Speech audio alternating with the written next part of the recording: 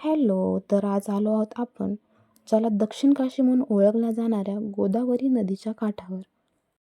हे पाहू शकता गोदावरी नदीचं पात्र. तर चला मग आपण पाहूयात गोदावरी नदीच्या काठावर वसलेलं बालाजी मंदिर.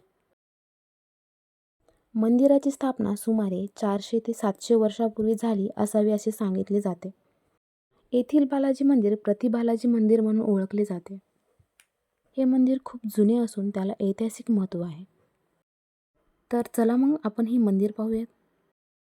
जेव्हा आपण मंदिरात प्रवेश करतो तेव्हा प्रथम ध्वजस्तंभाचं दर्शन होतं.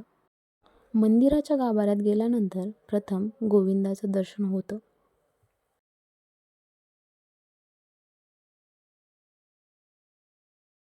गोविंदाचं दर्शन झालं की बालाजीचं दर्शन होतं. हे पाहू शकता सुंदर अशी बालाजीची मूर्ती. या पायऱ्यावरून जाताच रेणुका मातेचं दर्शन होतं.